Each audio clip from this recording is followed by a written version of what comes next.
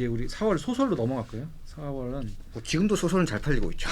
늘 네. 옛날부터 지금까지 그래서 K 소설의 르네상스다라고 했는데 생각해 보면 이제 소설들이 예전에는 해외 소설들이 더 인기가 많았던 시절들이 좀 있었던 것 같은데 최근으로 넘어오면서 아까 뭐 아몬드 얘기도 나왔지만 올해도 이제 불편한 편의점도 있었고 휘남동 서점도 있고 국내 소설들이 되게 좀 잘 돼서 뭐 내 책은 아니지만 기분 좋은 그런 그렇죠. 뭐 경향이 해외 소설 작가 중에는 이름값을 유지하고 있는 사람은 베르나르 베르베르 정도 아닌가 싶은데요. 요즘에는. 전 그것도 좀 신기해요. 언제적 베르나르인데 아직도 먹힌다는 게 저도 물론 고등학교 때 베르나르를 정말 좋아했었는데 벌써 20년도 넘게 지났잖아요. 근데 아직도 먹히는 거 보면 신기하더라고요. 그때 읽었던 분들이 계속 읽는 건 맞겠죠? 그렇지 않을까요? 네. 그래서 저 같아도 한 20년 같이 해왔으면 뭐 어쩔 수 없지 뭐 하고 계속 같이 산다 이런 느낌도 있을 것 같긴 하거든요. 하루키도 뭐 예전만치는 아니지만 맞아요. 나오고 팔리긴 하더라고요. 네. 근데 파친코를 국내 소설로 봐야 되나? 파친코. 아니죠. 파친코는 국내로 보면 안 되는 건가? 애매하네요. 번역 소설. 네. 아, 저는 파친코. 네. 불편한 편의점이랑 어서 오세요 휘남동 서점. 네. 근데 이 두 권은 할 말이 많은 책이 아닐까요? 약간 포인트가. 그렇죠, 네. 예컨대 이제 한국에는 그런 게 있었잖아요. 막 순문학, 순문학 아니. 근데 뭐 물론 김호윤 작가님도 등단을 하시긴 하셨지만 그쪽 작가님은 아니잖아요. 아니고 첫 책품도 아니고 몇 편 쓰셨지만 별로 유명하지 않았는데 이 책으로 엄청 유명해지셨고 황보름 작가님도 그렇죠. 그런 이제 정통 문단의 길을 걷지 않은 분의 이제 성공. 점점 그 경계선이 자꾸 의미가 없어지는. 이미 그건 거의 시장에서는 사실 의미 없는 일이 되어버렸고 아마 그 작가 그룹 내에서도 예전처럼 중요한 이슈는 아닌 것 같더라고요. 맞아. 어떻게 보면 그 경계가 점점 넓어질수록 저는 오히려 더 다양성도 많아지고 좋은 게 아닌가? 뭐 이런 생각이 들어서. 근데 그 약간 그 소설들의 공통점을 저희 나름 찾잖아요. 네. 우리는 어떤 걸 개발하면 좋을까? 이제 공간을 주제로 했다, 소재로 했다. 네. 뭐 그런 공통점도 있었던 것 같고. 그렇죠. 백화점, 서점, 편의점, 뭐 그렇죠. 다음 어디냐 이런 얘기를 맞아요. 마치 몇 년 전에 뭐 도라에몽 요 다음에 뭐냐 이렇게 얘기했던 것과 비슷하게 많은 사람들이 그 공간 얘기를 하죠. 그러네. 그게 약간 평행 이론처럼 빨간 머리엔 푸 막 이렇게 했던 거가 다음 뭐냐 찾다 보노보노도 있었고 그 흐름이 있다가 지금 끊겼네요. 없네. 출판사입니다. 다음 출판사입니다. 출판사 될까요? 파주입니다. 파주. 출판사를 출판사 안 됩니까? 약합니까? 네. 뭐가 나오려나? 아무튼 뭐 K 소설. 네. 파친코 얘기를 하시려다가 파친코 하여튼 뭐 잘 돼야 되지 않겠습니까? 네. 걱정돼요. 우리 출판사도 아니지만 워낙 큰 금액을 주고 다시 샀다고 했는데 지금 막상 다시 깠는데 그 앞에 처음 나왔을 때보다 그 폭발력은 확 줄었던 게 느껴지잖아요. 그래서 손익을 맞출 수 있을까 뭐 이런. 네. 잘 돼야 할 텐데 말입니다. 네. 그렇게. 그 이제 관리하신 본부에서 소설도 하세요? 네, 저희는 소설이 제가 일하고 있는 본부에 같이 있고요. 그래서 저희도 뭐 고려를 했었고 일정 부분 참여도 했었고요. 네. 근데 떨어진 거예요? 뭐 떨어지고 말고 저희가 이제 예상했던 그 판매치와 이제 그것과 맞춰서 생각했던 이제 로열티 금액보다 초반부터 너무 높게 올라가서 뭐 가져올 수 있을 거라고 생각을 못했어요. 네. 그렇죠. 네. 그러니까 처음부터 굉장히 많은 출판사들이 그 오퍼를 넣은 걸로 알고 있고 그 허들이 너무 높으니까 낮지 않았거든요. 근데 제가 어쨌든 전에 듣기로는 뭐 두 자릿수 출판사들이 참여했다고 하니까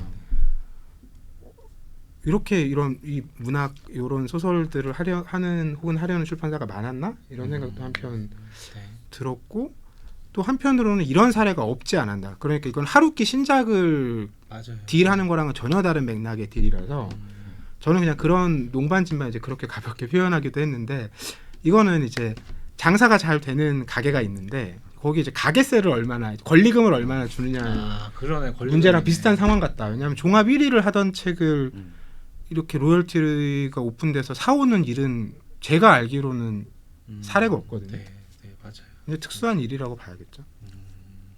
근데 뭐 이게 꼭 매출뿐만이 아니라 뭐 여러 필요 요소들을 고려했을 것 같아요. 뭐 예를 들면 저희도 문학을 한다고 생각하니까 근데 예를 들면 파친코가 가져와서 저희가 그걸 낸다. 네. 그러면 어딜 가도 저희가 이제 저희가 소설 이런 걸 뭐 설명을 길게 하지 않아도 우리 파친코 낸 대표작이라는 그쵸, 게 바로 네, 생기는 맞아요. 이제 또 효과가 있는 거잖아요. 그런 브랜딩 효과 같은 것도 그쵸. 아마 있을 거고 뭐 여러 가지 고려했을 것 같아요. 그러니까 인플루엔서 같은 경우도 소설을 그간 안 낸 건 아니지만 뭐 이제 큰 대표작이 없으니까. 그 큰 셀러 중심으로 냈지 뭔가 목록을 그쵸. 봤을 때 이제 아까 얘기 나왔지만 뭐 이제 순문학 계통에 있는 책이라고 하면 적잖아요. 근데 이제 파친코는 그렇게 볼 수도 있기 때문에 또 그런 맥락에서 보면 또 필요한 부분을 채워줄 수도 있는 거라서 그런 그래서 더 욕심나 보였겠네요. 입체적으로 고려하면 뭐 이렇게 도전해 볼 수 있는 출판사라는 생각이 나중에 들더라고요. 그렇겠네요. 네. 그 소설의 경향에서 지금 그냥 언뜻 난 건데 어떻게 보면 그 휴난동 서점도 그렇고 김영하 작가님의 작별인사도 이 둘 다 모태가 밀리의 서재가 뭔가 이렇게 첫 단추를 매준 거잖아요. 네네. 그것도 어떻게 보면 한번 짚고 넘어갈 어떤 지점이 있지 않을까 이런 생각도 살짝 들긴 하는 것 같아요. 그러니까 딱 단순히 이 두 권의 문제가 아니라 지금 예를 들면 이제 소설을 예전에는 그냥 소설 이렇게 책 이렇게 봤는데 IP로 자꾸 보는 관점들이 생겨서 웹소설을 기반으로 웹툰을 나오고 웹툰으로 갈 때 드라마까지 갈 걸 생각하고 뭘 더 OSMU를 할지 이렇게 고민하고 처음부터 자본이 달려붙는 것처럼 아마 작별인사도 그런 논의가 초반에 있지 않았을까. 처음에 밀리가 김영하 작가님한테 뭐 이렇게 뭐 제안을 하거나 뭘 했을 때 작별인사 읽으면서 느낀 게 이거 분명히 영화 만들겠네. 넷플릭스 나오겠네. 막 이런 느낌을 들으면서 읽었거든요. 그래서 어떻게 보면 그런 것도 우리가 좀 눈여겨볼 흐름의 포인트가 아니었을까. 그렇죠. 실제로 뭐 그런 출판사들도 많이 있잖아요. 뭐 안전가옥이라든지 뭐 고즈넉 ENT라든지 네. 어쨌든 영상화 산업을 주로 하고 이제 맞아요. 종이책의 출판은 그것과 연계된 이제 일종의 연계 사업으로서 보고 있는 출판사들도 여러 나오고 있고 또 출판사가 그런 영상화 업체랑 아예 협업을 해서 어떤 시리즈를 내는 이런 경우들도 있기 때문에 맞아요. 앞으로는 어쨌든 스토리, 그러니까 이야기를 펴내는 곳은 다 그 IP라는 걸로 접근을 할 것이라서 맞아요. 말씀하신 건 당연히 사전에 그런 뭐가 있었을 것 같아요. 계획도 잡혀 있을 거고. 그리고 이거 이제 그냥 그 셀러를 이렇게 쳐다보면서 분석하면서 들었던 생각 중에 하나가 저도 이제 뭐 이렇게 저는 어떻게 보면 출판사 출신이잖아요. 우리 거의 지금 다 출판사 출신이잖아요. 그러니까 근데 셀러를 보면서 드는 생각이 예전에는 대형 출판사에서 주로 셀러 위주의 대형 출판사 이름들이 되게 많이 있었어요. 근데 최근에 이렇게 보면 옛날에 강자들이 많이 빠졌어요. 네.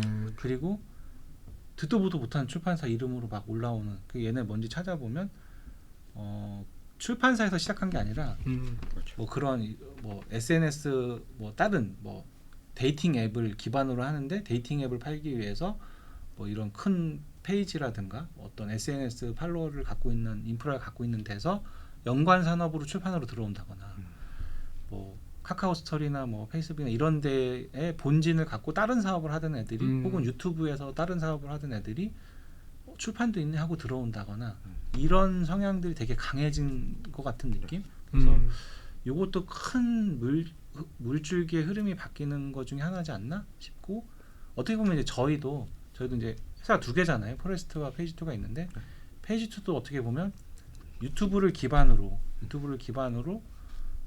있는 본진이 따로 있었던 거에 그 거기서 수익 모델을 개발하는 물줄기 중에 출판을 하나의 사업으로 끌어올린 거거든요.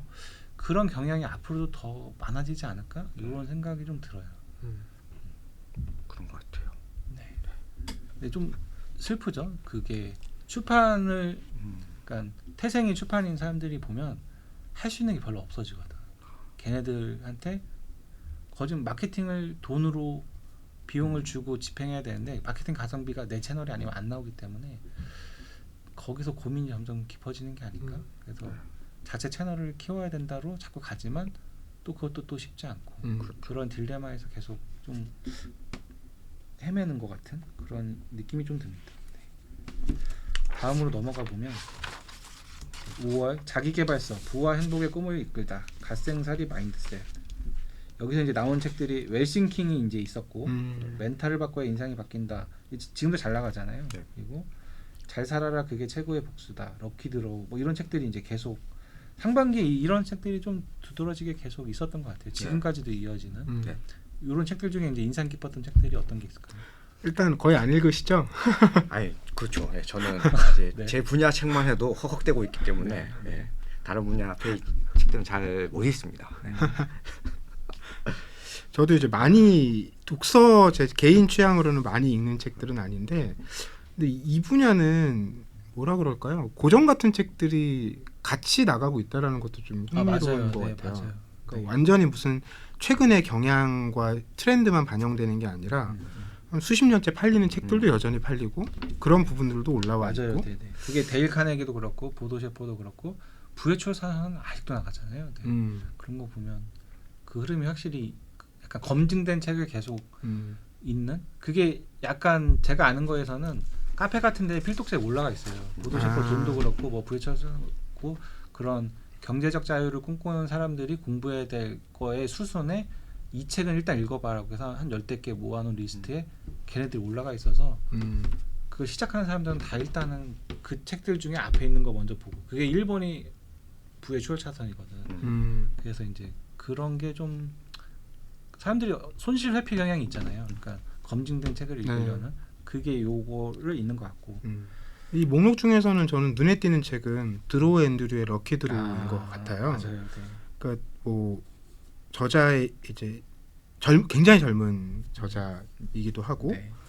또 단순히 어떤 성공의 규모랄까 이렇게만 얘기되는 분은 아니기 때문에 맞아요. 네. 네. 그 뭐 규모로 보면 뭐 요즘 뭐 사실 100억 안 되면 어디 경제적 자유 얘기하기도 어려운데 그런 맥락은 아니잖아요. 네.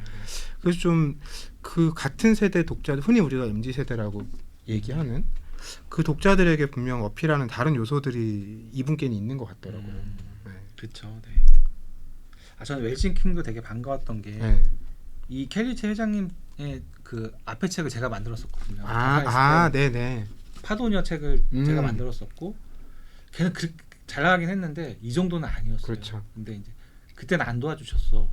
그 요트로 항해하고 있어가지고 뭘 하려고 해도 저자가 뭐 신문 인터뷰든 뭐든 뭐 하나를 못했다가 요번에는 완전 작정하고 유튜브 채널까지 만드셔서 엄청 도와주시고 그런 게 있었던 것 같더라고요. 그래서 정말 너무 잘 돼서 그러게요. 그냥 뿌듯했죠. 네. 10만 부 리커버도 하시고.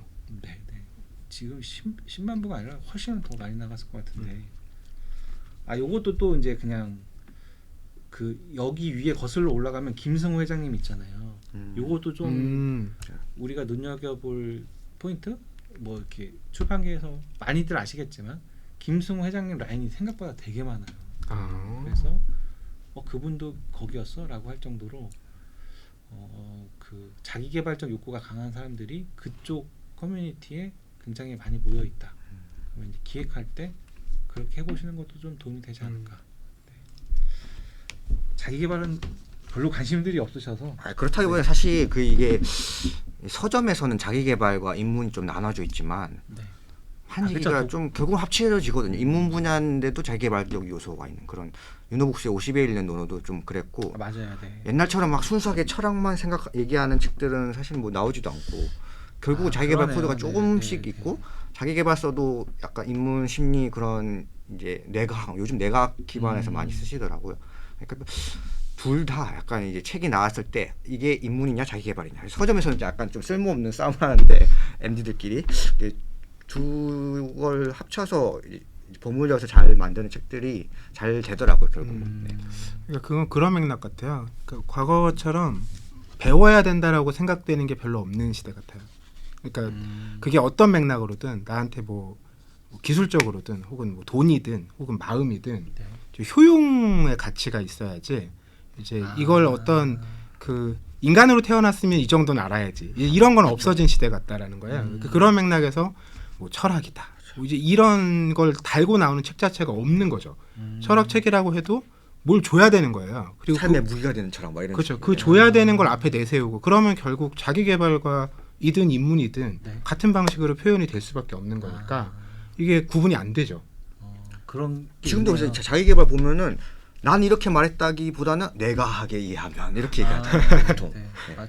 그렇죠. 자기 개발 쪽은 또 한편으로 근거를 많이 확충해 온 것이고 그 거기도 이제 업력이 쌓이다 보니까 그러네요. 그럼 어떻게 보면 출발점은 다른데 약간 비슷하게 자꾸 이쪽에선 이쪽 거를 약간 보완하고 이쪽은 이쪽 거를 또 갖다 넣고 해서 그렇죠. 같은 쪽으로 이렇게 모아지는 듯한 느낌도 있네요. 약간 뭐 그 심리학과를 전공해서 교수면은 인문책이고 뭐 자기 개발 강의를 하시면 자기 개발하셨어. 이제 이런 식으로 저희 애매한 구분을 게 하죠. 많긴 네. 있어요. 네. 같은 저희도 내용이지만. 하면서 네. 책이 나올 때 이거를 뭐 경제경으로 잡아야 되나 인문으로 잡아야 되나 인문으로 잡아야 되나 자기 개발을 잡아야 되나 이런 게 많아서 점점 그 경계가 점점 또 모호해지는 것 네. 또 한 흐름인 것 같아요. 네. 반복해서 거듭 문제 제기하고 있는 건데 네. 이 상반기 결산을 뭐 교보문고나 S24가 늘 내잖아요. 아니 상반기 결산님 제발 6월까지 보고 7월에 내시면 더 되는데 왜 이렇게 빨리 이걸 늘 내냐? 이제 네. 6월 초 5월 말 이럴 때 내시고 네. 또 올해 연간도 11월 말 되면 내거든요. 맞아요. 네. 네. 빨리 내려고. 그러니까 이거 좀 우리가 지양하고 네, 좀 네. 업계에 필요한 자료를 좀 함께 만든다는 측면에서 대승적으로 생각해 주시면 네. 어떨까 이런 제안 말씀 드리고 싶습니다. 아유, 네. 적합하신 지적은 꼭 보셨으면 좋겠습니다. 네. 이걸 다 종합했을 때 네. 가장 기억에 남는 책들을 꼽으라면 어떤 기억에 남는 책이요. 네. 아니면 일단 올해 좀 저는 상반기 봤을 때 평소와 달랐던 거는 대선 이슈가 없었다. 그러니까 없기도 없었는데 네, 그러네요. 네. 없기도 없었는데 이만큼 후보자의 책이 아니라 후보를 겨냥한 책들이 많이 판매된 적은 저는 없었던 것 같아요. 맞아요. 네. 제가 늘 대선 때 그런 이벤트를 해왔는데 지난번에도 이슈가 적긴 했지만 그래도 문재인 대통령 책이 있었고 그 전에는 이제 낙곰수 이슈가 있었기 때문에 관련된 맞아요. 책이 굉장히 네. 많았는데 올해는 나간 책들을 보면 다 굿바이 이재명, 윤석열 엑스파일, 네. 그 다음에 박근혜 대통령 관련된 그리움은 아무에게나 생기지 않습니다. 그래서 이랬던 사례는 그러니까 이번 대선 때 우리가 뭐 역대급 비호감 대선이다 이런 얘기 했잖아요. 네. 네. 그게 실제로 출판 책과 관련된 이야기에서도 똑같이 반영됐다라는 점이 좀 저는 흥미로웠어요. 심지어 책을 쓰시지 않은 최초의 대통령이 아닙니까? 왜냐면 이전 대통령은 책을 다 쓰셨잖아요. 이명박 대통령도 뭔가 쓴 게 그렇죠, 있었고 그렇죠. 네. 박근혜 대통령이 쓴 게 있었고 그러네요. 다 있었던 것 같아요. 제가 네, 이제 네, 네. 기억이 나는 대통령. 정치의 기간도 되게 짧아서 네. 그런 여력이 없지 않았을까요? 그럴 그렇죠. 수 쓰실 있겠네요. 연력도 없었을 건데 어쨌든 그렇게 되었죠. 그 이전에 대통령에 나온 분들은 대체로 본인의 어떤 그 업에서 이제 어떤 경력이라면 경력, 성취라면 성취, 과정이라면 과정 이런 걸 겪었고 그걸 책으로 낸 후에 이제 무르익어서 나오는 경우가 많았는데 맞아요. 이번에 이제 직업 자체가 검사다 보니까 이제 그런 걸 밖으로 표출할 기회가 없었던 것 같기도 하고요. 안철수의 생각은 정말 멋있었죠. 출판계에는 네. 처음. 엄청난 매출을 네. 주셨으니까. 그거 근데 S24는 에세이였잖아요. 뭐 저한테는 아니지만 어쨌든 예. 알라딘은 사회과학으로 잡았었습니다. 다음 해 사회과학 매출이 그 해 월에 네. 전년 대비 마이너스 65인가 나왔던 기억이 지금도 납니다. 그리고 저는 또 하나 올해 사라진 것 중에 하나는 이제 메타버스와 NFT가 갑자기 사라졌다. 그러니까 맞아요. 나오곤 있는데 작년 하반기까지 핫했다가 예. 지금도 이제 NFT 한 200번째 책이 나오고 있는데 그런데 반응 자체가 너무 싸늘해. 어느 시점부터 갑자기 사라졌더라고요. 좀 신기한 현상인 것 같아요. 그것도 쏠림이 되게 강한 거 아닌가 사람들이. 이게 근데 그런 이제 기술 관련된 키워드가 이제 뭔가 하나는 늘 있잖아요. 예를 들면 4차 산업혁명이 3년 전에 있었고 네. 그다음에 메타버스가 재작년에 맞아요. 나왔고 네. 작년에 NFT가 나왔고 그다음에 뭔가가 이제 있어야 될 것 같은데 아직 발견은 안 됐는데 앞에 거는 좀 사라진 상황이랄까? 뭘까요? 그 키워드 먹고 싶네. 빨리 먹고 싶네. 뭘까? 그러니까 이제 뭐 많은 사람들이 얘기했던 거 하나드가 이제 뭐 가상화폐나 이제 이런 건데 이게 지금 분위기가 완전히 무너져 버려가지고 그쪽은 아닐 테고 또 뭐가 있으려나? 많은 분들이 지금 고민하고 계시지 않을까 싶어요. NFT도 길벗이 정말 그걸 되게 남들보다 빠르게 잘 찾아낸 것 같아. 이게 늘 보면 3등까지는 괜찮은 것 같아요. 그러니까 NFT 사용 설명서만 해도 꽤나 갔거든요. 그게 3등이었어요.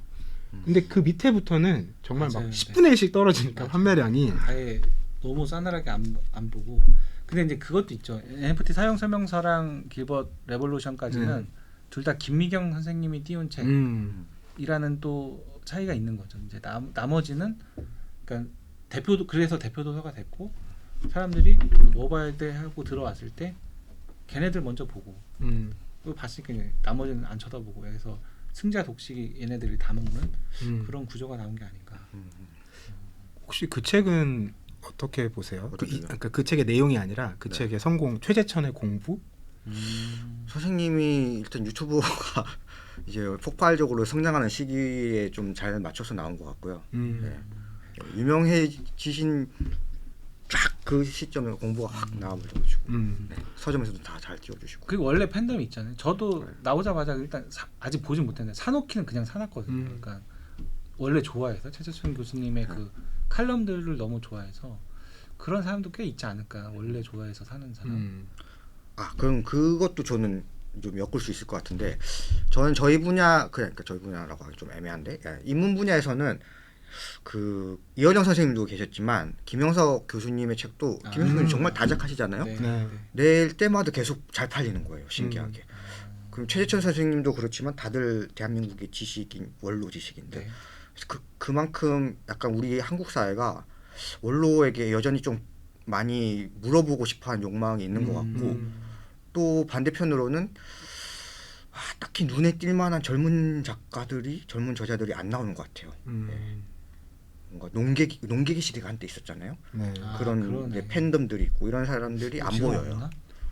없죠. 그렇죠. 이게 그 이제 뭐라 그럴까? 그러니까 그 80년대 초중반생들 그 키보드 워리어 세대를 겪은 일종의 뭐 진중권 키드라고도 불렸던 그 세대들이 이제 성장 과정에서 여러 가지 그 뭐 어떤 분은 논란도 있었고 어떤 분은 또 어려움도 겪고 이러면서 이제 그 세대의 필진들이 조금 사라지거나 꺾인 측면이 있고 뭐 그래도 뭐 예를 들면 최태섭 저자나 이런 분들은 꾸준히 활동을 한다고 볼 수 있을 것 같은데 이명묵 저자님도 그렇죠. 새롭게 올라온 분이라고 봐야죠. 예전만큼은 주목도가 없는 것 같아요. 그러니까 이 저자분들도 이렇게 플랫폼 차이도 있는 것 같아요. 이게 사실 뭐 인스타그램으로 많이 얘기를 하고 유튜브로 많이 소통하는데 그걸 또 활발히 하시는 분들은 아니잖아요. 이분들은 페이스북 네. 계통에 계신 분들이라고 봐야겠죠. 네.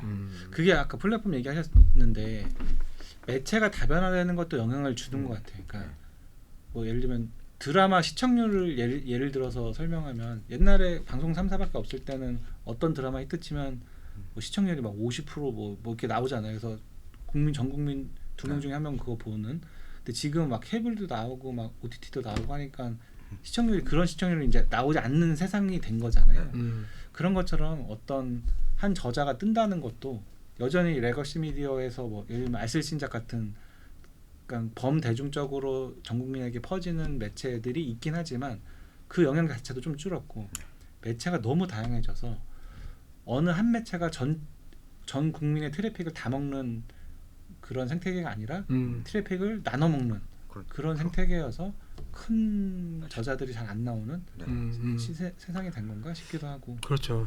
대형 저자라는 게 말씀처럼 이제 그런 미디어 환경도 있을 거고 또 하나는 이제 세대의 분절 같은 것들도 좀 영향을 미칠 거예요. 그러네. 대표적으로 소설이 그런데 요즘 한국 소설 많이 나간다고 해야 이제 10만 부 사이즈를 보는 건데 예전에는 안 그랬거든요. 100만 부. 예를 들면 신경숙 작가, 공지영 작가가 한참 활동할 때는 10만 부가 출발이었어요. 그러니까 30만 부 정도가 이제 기대치였고 그러니까 이게 이제 달라진 이유는 소설 독자가 줄어들었기 때문이 아니라 신경숙, 공지영, 뭐 예를 들면 김훈, 뭐 조정래 요게 계신 분들의 책을 읽는 분들은 아마 다수가 최은영, 정세랑, 김금희의 이름을 모를 가능성이 높고 그리고 그렇죠. 최은영, 김금희, 정세랑의 책을 읽는 분들의 다수는 윗분들의 이름은 알지만 찾아 읽지 않을 가능성이 높고 그러니까 이게 그러네. 그게 갈라졌네. 다 같이 읽는 책이라는 것 자체가 많이 사라져서 그러니까 베르나르 베르베르가 그걸 유지할 수 있는 이유는 신규 독자도 들어오고 그러네요. 어른들도 그러네. 남아 있고 네. 이런 저자가 실제로 지금 별로 없는 거죠. 그러네요. 그게 그 사실 뭐 이제 약간 말씀드리기 좀 예민한 부분이긴 한데 한국 문단에서도 여러 가지 문제가 있었잖아요. 뭐 미투도 있었고 그러면서 이제 소설 주제 쪽 또 들어보면은 그런 게 있어요. 좀 약간 보편적으로 뭐 세대도 말씀하셨지만 성별도 확실히 많이 나눴어요. 남자가 그러니까, 읽는 소설, 그렇죠. 여성이 요즘에 읽는 소설. 대부분의 이제 매력적인 소설이라고 하면 이제 퀴어 이슈를 거의 다 다루고 있거나 혹은 그런 등장인물이 나오거나 이런 상황인데 예를 들면 저도 이런 방송 같은 데서 책 소개하잖아요. 근데 소설을 소개하기 힘든 게 최근 나온 소설을 얘기하기가 힘든 게 어떤 방송들은 그런 걸 굉장히 조심스러워 한단 말이에요. 그쵸. 네. 그럼 얘기 자체를 할 수가 없는 상황들이 있어요. 그러네. 예. 근데 안 다루고 있는 소설을 찾기가 어려울 정도거든요. 지금 생각해 보면. 그럼 어떻게 보면 이거를 해석을 불편한 편의점은 생각보다 되게 많이 나왔잖아요. 그러니까 그 소설 읽었을 때 이게 이렇게 많이 나갈 건가 싶은 정도로 많이 나왔는데 그게 어떻게 보면 불편한 편의점이 지금 말씀하신 세대를 좀 이렇게 넘나들어서 이렇게 수요가 붙을 수 있는 소재? 그러니까 저희가 좀 전에 얘기한 몇 가지 그 단절의 요소들을 뛰어넘을 수 있는 그쵸, 보편성을 그건- 갖추고 네네. 있다고 봐야겠죠. 그럼 그걸 하는 게 더 유리한 건가? 초반에 그렇긴 한데 이게 그게 그렇다고 해서 또 되는 건 맞아요, 아니잖아요. 네. 네, 그게 그렇다고 해서 되게- 되는 건 아니잖아요. 근데 그 서점도 그렇고 달러고트도 그렇고 어떻게 보면 그게 그 단절성을 다 안 갖고 있는 보편적으로 좀 이렇게 이쪽 뭐 세대든 남녀로 나누든 노소로 나누든 그렇죠. 그러니까 어느 정도 조금 다- 그 나를 세워서 얘기하면 쟁점이 이렇게 크게 드러나진 않는 이야기일 수도 있죠. 거꾸로 얘기하면. 네, 네. 네, 그런 것 같네요. 예. 약간 영어로 치면 해운대 뭐 이런 느낌이랄까? 그냥 저 아무나 다 천만이 봐도 볼 수 되는, 있는 네, 천만이 아무나 즐길 봐도 수 있는 되는. 얘기니까. 저는 저기가 안 나왔어. 내가 틀릴 어디가요? 수도 있습니다. 이 책. 아, 이게 저는 되게 내가 틀릴 수 있습니다. 뭐라고 해야 되지? 너무 인상이 되게 깊었어요. 그러니까 그렇죠. 어떻게 보면 그렇게 엄청나게 새로운 책은 아니었는데 굉장히 폭발적으로 확 시장에 나왔고 일단 표지도 너무 좋았고 그냥 어떤 저는 시대 정신에도 좀 맞아 떨어지는 주제지 않았나 이런 생각이 들었거든요. 어떻게 보셨어요? 어떻게 먼저 보질 않았습니다. 저는 그 약간 뭐 그냥 이게 하늘 아래 새로운 건 없다 반복된다 이런 좀 편인데 뭐 이제 그 시크릿이랑 역행제도 말씀드렸지만 이 책을 보면서 그 형각스님 좀 많이 떠올렸고요. 일단 너무 멀리 가신 거 아닙니까? 일단 그 외국인 백인의 엘리트 출신에서 잘 성공했는데 사라 분위기 아니야. 그러면 이 정반대되는 가치를 얘기해 주는 게 인도 세계관이잖아요. 그 인도 세계관으로 들어와서 불교 수행을 하고 그런 책들을 다산에서 한 작년부터 계속 내기 시작했어요. 그러면서 이제 분위기도 약간 무르익었고 그러면서 이 책이 확 또 잘 된 사례. 뭐 것 숲속의 같고요. 자본주의자도 네. 같은 계열의 책이라고 그쵸. 봐야 될 테니까 메시지로서 보면. 그렇죠. 네. 네. 그 또 다산에서 뭐 몇 권 내지 않았나요? 작년에서 올해까지면 그런 결의 책을 한 4권 정도 낼 것 같거든요. 다산이 그 역사의 쓸모도 있었고, 그러니까 장르를 약간 살짝 섞는 세미라고 표현해야 되나? 그러니까 그런 걸로 불교의 이제 불교 그런 세계관 걸 제일 많이 봐서 그거를 확장시키는 거지. 다른 데도 막 이렇게 그 로직을 들이밀어서 이렇게 아이템을 개발하는 그런 게 아닐까? 네, 이렇게 그 책 전에도 그 책이 기억이 안 나는데 그 이제 조계종 들어가서 그 영국의 생물학자가 다큐멘터리로 찍은 책이 나온 거 있었거든요. 다산해요? 네, 그 책이 뭐지? 그 책도 있었는데 아무튼 한 3-4권이 네, 쫙 네, 나왔어요. 네. 이제 그런 얘기를 보면은 확실히 그냥 한국 불교의 뽕 이런 게 아니라 이 외국인이 좀 등장하고 뭐 이 보편적으로 좀 논의되는 얘기고 그리고 지금 약간 그 주식과 돈에 대한 관심이 약간 살짝 꺾일 때 우리는 인생은 이 무엇이었나 파란 계좌를 보면서 그 좀 위로를 줄 수 있는 책이죠. 네, 돈이 전부가 아니야. 근데 얘 종교로 볼 수 있나? 생각해보니까 종교가 없어졌네 셀러에. 종교는 사실 그냥 기독교 뭐 불교 책들은 그 한국의 종교 인구가 줄고 있거든요. 네. 종교 맞아요. 출판도 네. 줄고 있는데 그러니까 이제 썩는 거죠. 그러니까 이게 완전한 신도를 위한 책들이 아니라 그러니까 기독교에서 보편적으로 통용될 만한 윤리, 불교에서 보편적으로 통용될 만한 윤리 이런 것들을 네. 네, 잘하고 있는 것 같습니다. 다산이.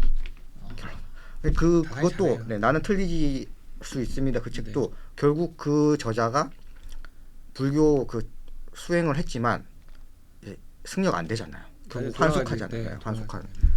그런 느낌의 책들. 근데 그런 책들은 뭐 그냥 이것도 제 피셜인데 주식 시장이랑 부동산 시장이 무너질 때는 이런 책에서 우리가 위로를 받을 수밖에 없어요.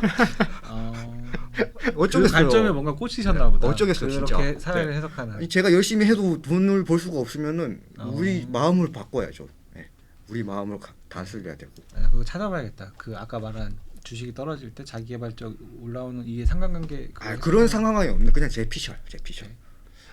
뭐 사회적 흐름의 해석, 사회과학에서 해석하는 거에 뭐 그런 영향이 뭐가 있을 것 같긴 한데. 그러니까 아리기가 표현했던 건 약간 그냥 다른 얘기고요. 그러니까 아리기는 그 레닌이랑 걔네들 있잖아요. 네. 로자가 얘기했던 게 산업자본이 금융자본으로 변해버리고 금융자본이 팽창할 때 공황이 발생할 수 있다.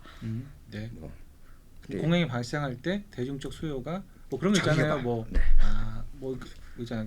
경제가 어려우면 뭐 치마가 짧아진다. 뭐 이런 거랑 비슷한 맥락이잖아요. 네. 그런 그러시지 않을까요? 원리가. 그러니까 일리가 우리가 있을 1년 것 뒤에 같아서. 보면은 제가 막 이불 차고 있을 수도 있죠. 이불 킥하고 있을 수도 있죠. 음. 여전히 막 코스피 4천 가 있고 막 이럴 수도 네. 있죠. 그러니까 우리는 이제 위즈덤도 기획을 예측하잖아요. 다음 흐름이 뭐가 올 거야. 그거를 예측하고 아이템을 준비하잖아요. 그런 측면에서 생각해볼 여지는 있을 것 같은데요. 네, 그런 걸 근데 돈이 잘해야죠. 네, 네. 돈이 꺼지면은 거품이 꺼지면은 계속 이런 책은 기로 가지 않을까요? 그냥 제 피셜. 그리고 약간 이게 그 본부장님도 뭐 많이 파셨던 책이겠지만 그 지대널작 같은 책들이 한동안 안 나왔잖아요. 그럼 또 약간 뭔가를 그런 걸 쌓고 싶어하는 욕망도 있을 거고. 저도 그건 비슷한 생각을 했는데 사피엔스랑 지대노미아 다음에 그런 책이 그렇죠. 없네 이 생각을 종종 하거든요. 네. 그렇죠. 그걸 만든다고 뭐 만들 수 있는 책은 아니지만 좀 나올 때가 되지 않았나 이런 생각은 저도 최근에 했어요. 네. 그러네요. 나올 때 됐는데 없었나? 있었을 것 같은데. 그게 되게 항상 있었는데. 우연 같지만 그러니까 뭐 계획과 전혀 상관없는 것 같지만 말씀처럼 어떤 이제 흐름이나 패턴 순환 같은 건 있는 거거든요. 네. 어떻게? 근데 사피엔스도 그렇고 조금 다르네. 사피엔스는 이제 항상 인간을 이해하는 어떤 수요가 있긴 있거든요.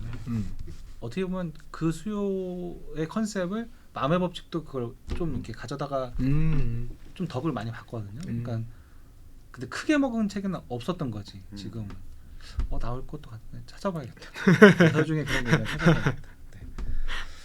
소크라테스 이런 거는 작년책이었나? 네, 그렇죠. 작년에 네, 작년 많이 책이었죠. 나왔던 네. 책이죠. 네. 근데 올 상반기도 소크라테스도 되게 길게 계속 팔았던 네, 것 같아요. 그렇죠. 네. 그것도 참 기획을 잘했던 것 같아요.